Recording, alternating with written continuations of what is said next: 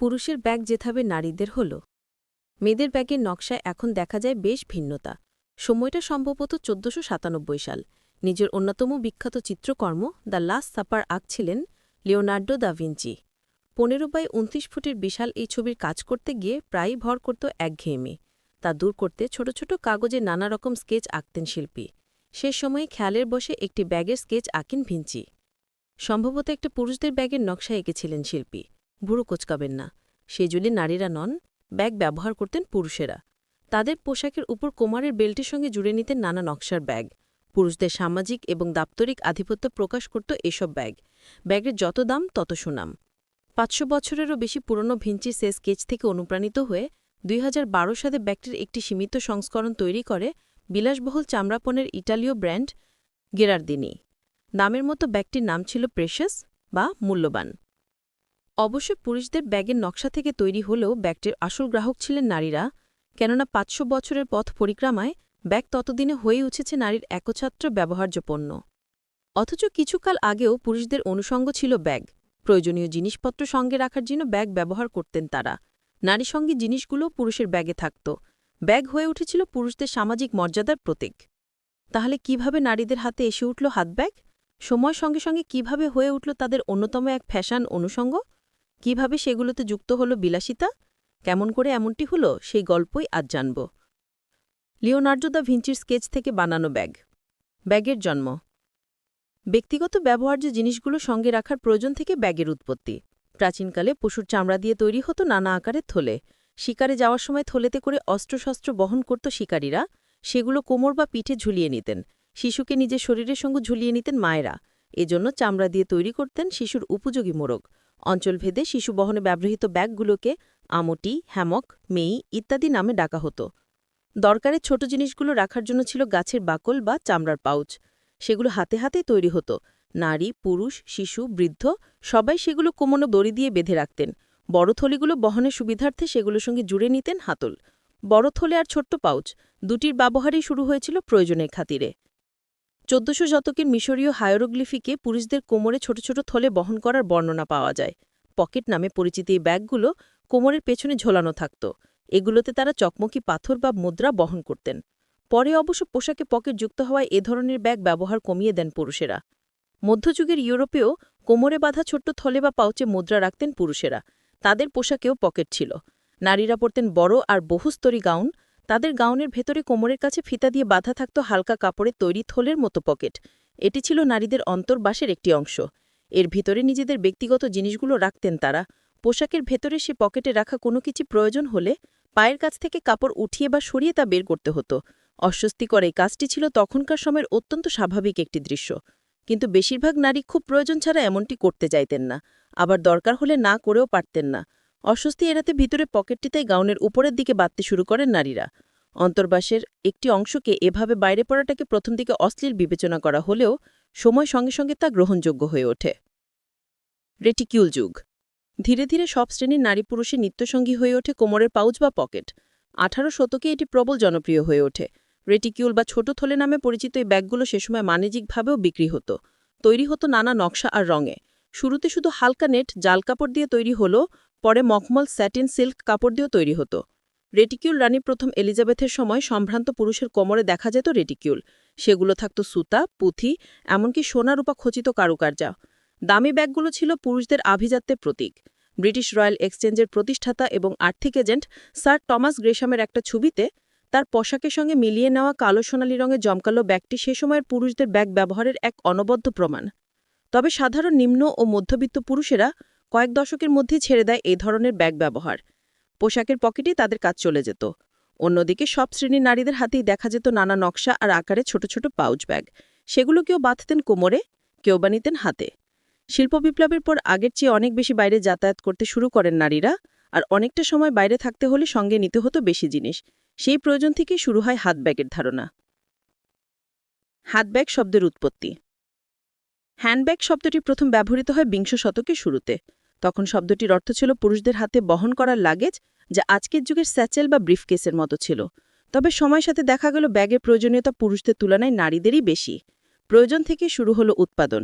সেই সময় ব্যাগ হয়ে উঠেছে অন্যতম বাণিজ্যিক পণ্য। বাজারে পাওয়া যেত নানা আকার, নকশা, রং আর ভিন্ন ভিন্ন উপকরণের ব্যাগ। লুই ভিতনের পাশাপাশি শ্যানেল, আর্মেসের মতো কয়েকটি নামদামি ব্যাগের ব্র্যান্ডের উত্থান ঘটে ১৯৫০-এর দশকে। ভ্যানিটি ব্যাগ তো ছিলই, হাতের পার্সগুলোতেও দরকারি ও ব্যক্তিগত জিনিসপত্র রাখতেন নারীরা।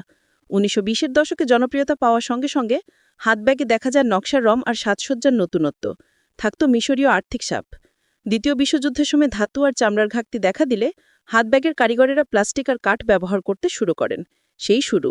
এখন তো নিত্য নির্মাণ হচ্ছে নানা ধরনের নানা হাতব্যাগ। নারীর স্বাধীনতায় হাতব্যাগ। ১৮ শতকের মাঝামাঝি পর্যন্ত শুধু পুরুষের সামাজিক মর্যাদা প্রকাশ করত ব্যাগ। হাতলওয়ালা শক্ত ব্রিফকেস হাতে চলাফেরা করতেন তারা। জুতোর মতোই সেগুলো পরিষ্কার করতে হতো। অন্যদিকে সমাজের বেশিরভাগ নারী যেহেতু ঘরেই থাকত, তাই অত বড় ব্যাগ তাদের ব্যবহার করার প্রয়োজন হতো না। তবে ঊনবিংশ শতকের শেষ দিকে ট্রেনে নিয়মিত যাত্রী হয়ে ওঠেন নারীরাও। যাত্রাপথে নিজস্ব ট্রাঙ্ক নেওয়ার পাশাপাশি টিকিট, কাগজপত্র আর টাকা পয়সা রাখার জন্য সবারই একটি ছোট ব্যাগের প্রয়োজন হতো। নারী পুরুষ নির্বিশেষে ট্রেনে যাত্রীদের ছোট ব্যাগের প্রয়োজন মেটাতে কাজ শুরু করে লুই ভিতনের মতো আরও কিছু ট্রাঙ্ক ডিজাইনার। ছোট আকারের ট্রাঙ্ক, তারপর ব্রিফকেস, তারপর এলো লিঙ্গভিত্তিক ব্যাগ। ভ্রমণে, কর্মস্থলে, এমনকি অল্প সময়ের জন্য বাইরে বের হলেও হাতে ব্যাগ নিতে শুরু করলেন নারীরা। পুরুষরা নারীদের হ্যান্ডব্যাগকে রহস্যময় এবং তাদের জন্য নিষিদ্ধ এক জিনিস হিসেবেই দেখেছিল। Handbags, the power of the purse বইতে মার্কিন লেখক আনা জনসন লিখেছেন, ব্যাগটি শক্তভাবে বন্ধ হতো এবং প্রথমবারের মতো নারীরা তাদের জিনিসপত্র কিছুটা হলেও ব্যক্তিগতভাবে বহন করতে পারত। দীর্ঘদিন ধরেই পুরুষরাই নারীদের হাত পাখা বা টাকা বহন করতেন, কিন্তু ধীরে ধীরে কার্যকর এবং দক্ষ ডিজাইনার ব্যাগগুলো পুরুষদের সেই ভূমিকা থেকে সরিয়ে দেয়। তারপর থেকেই পুরুষরা নারীদের হ্যান্ডব্যাগকে রহস্যময় এবং তাদের জন্য নিষিদ্ধ এক জিনিস হিসেবেই দেখে আসছে। সেই সময় সমাজ সংস্কৃতি ভেদে নারীদের ব্যাগের নকশায় দেখা যেত ভিন্নতা। বিংশ শতকে জুড়ে নান্দনিক নকশার ব্যাগগুলো হয়ে ওঠে নারীদের নিত্যসঙ্গী, হয়ে ওঠে তাদের স্বাধীনতার প্রতীক। অপরিহার্য ভ্যানিটি ব্যাগ। বিংশ শতকের শুরুতে দ্রুত বদলে যাচ্ছিল নারীদের ফ্যাশন। ততদিনে উচ্চশিক্ষা গ্রহণের পাশাপাশি বাইরে কাজ করতে শুরু করেছেন নারীরা। তারা সাজতে ভালোবাসেন, থাকেন পরিপাটি। তাই বাইরে যাওয়ার সময় কিছু ব্যক্তিগত জিনিস যেমন আয়না, মেকআপ, ব্রাশ, ছোট পারফিউম ইত্যাদি একটি বাক্সে করে সঙ্গে নিতেন। এতে ছোট ছোট খোপ থাকত, যাতে জিনিসগুলো আলাদা করে রাখা আর সহজে খুঁজে পাওয়া যায়। এটি হয়ে উঠেছে নারীদের সাজপোশাকের অপরিহার্য এক অনুষঙ্গ। প্রচলিত ব্যাগের থেকে কিছুটা আলাদা ধরনের হওয়ায় এর নাম হয় ভ্যানিটি ব্যাগ। ভ্যানিটির একটি অর্থ আত্মগর্ব। শব্দের অর্থের সঙ্গে মিলিয়েই নিজ নিজ ভ্যানিটি ব্যাগ নিয়ে গর্ববোধ করতেন নারীরা। কার ভ্যানিটি কত সুন্দর এটা নিয়ে চলত প্রতিযোগিতা। ১৯২০ আর ১৯৩০-এর দশকে অত্যন্ত জনপ্রিয় হয়ে ওঠে ভ্যানিটি ব্যাগ। যে কোনো সামাজিক অনুষ্ঠানে নামদামি ব্র্যান্ডের একটি ভ্যানিটি ব্যাগ সঙ্গে রাখতে চাইতেন নারীরা। আজকের আধুনিক প্রসাধনী ব্যাগের পূর্বসূরি ছিল সেই সময়ের ভ্যানিটি ব্যাগ। বিলাসে বাণিজ্যে হাত ব্যাগ। ঊনবিংশ শতকে ট্রেনে যাতায়াতটা হয়ে উঠল নিয়মিত রুটিন। ভ্রমণের সময় জিনিসপত্র বহনের জন্য ব্যবহার হতো স্টিল, কাঠ আর চামড়া দিয়ে তৈরি ঢাকনাযুক্ত বড় বড় গোনাকার ট্রাঙ্ক। সেগুলোতে কাজ চলত বটে, তবে সুবিধামতো রাখা যেত না আর দেখতেও একটা সুন্দর ছিল না। সে সময় ফ্রান্সের প্যারিসে একটি ট্রাঙ্ক তৈরির কারখানায় কাজ করতেন লুই ভিতন। টানা ১৭ বছর কাজ করার পর ১৮৫৪ সালে প্রতিষ্ঠা করেন ট্রাঙ্ক তৈরির নিজস্ব প্রতিষ্ঠান। নিজের নামেই প্রতিষ্ঠানের নাম দেন লুই ভিতন। তার প্রথম পণ্য ছিল হালকা আর পানিরোধক ক্যানভাসে তৈরি আয়তাকার ট্রাঙ্ক, যা সহজেই স্তূপ করে রাখা যেত আর দেখতেও ছিল স্টাইলিশ। লোকের ভ্রমণকালীন চাহিদাগুলোকে আত্মস্থ করেই শুরু হয়েছিল লুই ভিতনের যাত্রা, যা আজও বহাল রয়েছে। ব্র্যান্ডের ট্রাঙ্কগুলো হয়ে ওঠে ধনীদের প্রিয় ভ্রমণ সঙ্গী। তারপরও দেখা গেল যাত্রাপথে ট্রাঙ্কের সঙ্গে একটা ছোট্ট হাতব্যাগও নেয় লোকে। তেমন একটি হাতব্যাগ তৈরির ভাবনা থেকে ১৮৯৬ সালে লুই ভিতনের ছেলে জর্জ ভিতন একটি ছোট্ট হাতব্যাগের নকশা করেন। সেই থেকেই ব্র্যান্ডটি ছোট ব্যাগ আর অন্যান্য অনুষঙ্গ বানাতে শুরু করে। অবশ্যই আগে চলকে দ্বিতীয় বিশ্বযুদ্ধের সময় বড় বড় ব্যাগ ব্যবহার করতে শুরু করেন নারীরা। এগুলোকে বলা হতো ডে টাইম ব্যাগ, যা দেখতে ছিল আজকের যুগের হোল্ড অল ধরনের ব্যাগের মতো। এ ধরনের ব্যাগে তখন গ্যাস মাস্ক সহ অনেক বড় বড় জিনিস লুকিয়ে রাখতেন নারীরা। যুদ্ধ শেষে ১৯৫০-এর দশকে আধুনিক হ্যান্ডব্যাগের ব্যবহার আর ধারণায় আসে বড় পরিবর্তন। সেই সময়কার প্রচলিত অভিনেত্রী গ্রেস টেলির নামে একটি ব্যাগ তৈরি করে বিলাসবহুল ব্যাগের ব্র্যান্ড আর্মেস। ব্যাগটি হয়ে হচ্ছে ইট ব্যাগ। এ থেকে জন্ম নেয় বিলাসবহুল হ্যান্ডব্যাগের ধারণা। আধুনিক হাতব্যাগ। আধুনিক হাতব্যাগের ধারণা অবশ্য আরও কয়েক বছর পুরনো। সময়টা ১৮৪১ সাল। যুক্তরাজ্যের ধনী ব্যবসায়ী স্যামুয়েল পার্কিনসন হঠাৎ একদিন লক্ষ্য করেন তার স্ত্রীর পার্সটি এতই ছোট যে এতে প্রয়োজনীয় জিনিসপত্র আটছে না। ট্রাঙ্ক তৈরির উপাদান দিয়ে স্ত্রীর জন্য বড় আর মজবুত একটি হাতব্যাগ বানাতে বিখ্যাত বাক্স প্রস্তুতকারক এইচ.জে. কেফকে অনুরোধ করেন। কেফ তখন ভিন্ন ভিন্ন আকারে বেশ কয়েকটি ব্যাগ তৈরি করেন। এর মাধ্যমেই শুরু হয় প্রথম আধুনিক আর লাক্সারি হ্যান্ডব্যাগের ধারা। প্রথম অনেকের কাছেই মহিলাদের বড় ব্যাগ বহন করাটা ছিল অদ্ভুত, তাই 1865 সালের পর থেকে এ ধরনের ব্যাগ কেবল রাজপরিবার, তারকা আর ধনী মহিলাদের জন্যই তৈরি করা হতো। আজকের বিশ্বে হাত ব্যাগ হয়ে উঠেছে বিলাসবহুল বাণিজ্যিক পণ্য।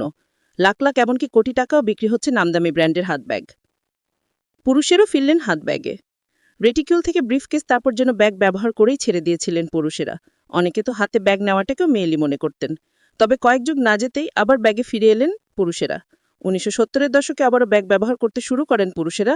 সোজাসাপটা আর কম উজ্জ্বল এই ব্যাগগুলোকে বলা হতো ম্যানপার্স বা মার্স। আকারে বড় হওয়া এসবে বেশি জিনিস বহন করা যেত। কাঁধে, হাতে যেভাবে ইচ্ছা নেওয়া যেত। সবচেয়ে পুরনো কয়েকটি হাত ব্যাগ। 1991 সালে ইউরোপের আল্পস পর্বতমালা প্রাকৃতিকভাবে হিমায়িত একটা মানবদেহ আবিষ্কার করেন প্রত্নতত্ত্ববিদরা। মমিটির নাম দেওয়া হয় অটসিডা ইজম্যান। ধারণা করা হয় 3300 খ্রিস্টপূর্বাব্দে জীবিত ছিলেন অটসি। অটসির সঙ্গে ছিল ফিতাযুক্ত ছাগলের চামড়া দিয়ে তৈরি ছোট একটি ব্যাগ। প্রায় 5000 বছরের পুরনো ব্যাগটিকে আজকের বিশ্বের সবচেয়ে পুরনো হাত ব্যাগ বলা হয়। ন্যাশনাল জিওগ্রাফিকের ওয়েবসাইটে ইতিহাসের সবচেয়ে পুরনো আরেকটি ব্যাগের তথ্য পাওয়া যায়। জার্মানির লাইপজিগের কাছে প্রস্তর যুগে 2500 থেকে 2200 খ্রিস্টপূর্বাব্দে নির্মিত এক সমাধিস্থলে কুকুরের দাঁত দিয়ে তৈরি একটি হাতব্যাগ পান স্থানীয় প্রত্নতাত্ত্বিকেরা। প্রায় 4500 বছরের পুরনো এ ব্যাগটি বিশ্বের প্রথম হাতব্যাগগুলোর একটি।